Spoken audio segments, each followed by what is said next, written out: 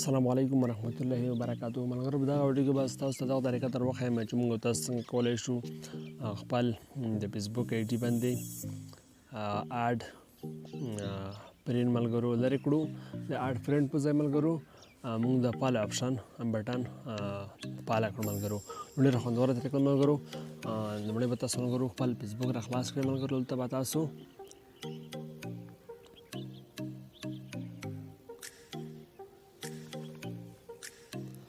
کله چې ملګرو تاسو خپل فیسبوک را خلاص دلته به تاسو د درې ټکي نښانې ته راشئ. دلته به تاسو ښکته لاندې راشئ. دلته به تاسو پر سیټینګ کلیک وکړئ. دا ملګرو تاسو وینئ.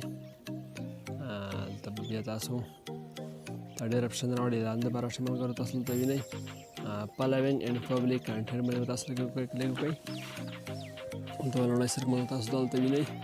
دا ملګرو ټول انلیمیم یا فرینډس وي ملګرو. تاسو به دغه ټول لومړی سر ته راولئ. یعنې دا به فرینډس وي. تاسو به یې پبلیک کئ ملګرو. دوهم به هم پبلیک کئ. همدا شان نورو کې ګوتې مه وهئ ملګرو. دا به هم who can see the people page and list you follow دا به هم پبلیک کئ ملګرو. تاسو هلته به دا څلورم هم پبلیک کئ. لاندې به راشئ. دا به ایوریون کئ ملګرو. دا شپږم به هم پبلیک کئ. نن ملګرو تاسو ته وینئ کمنټ رینکینګ. دا ملګرو که تاسو په یو پوسټ باندې کمنټ وکړئ ملګرو تاسو کولی شئ په کمنټ کې هم ستاسو د آی ډي فالو آپشن ښکاره شي یا نور څوک کولی شي چې تاسو آی ډي ته وننوځي او په اسانۍ سره ریکویسټ درته وکړي یعنې فالو دې کړي.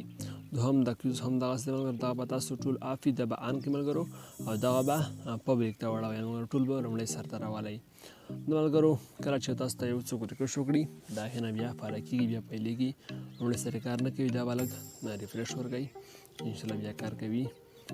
نو دا زموږ د نوي ویډیو مسلو لپاره پښتو زده کړې چینل خوا در وړاندې کړه. تر بله چې بیا تاسو ته زه درکړم تر بیا خیر چېرې ښه وختونه. خدای په امان.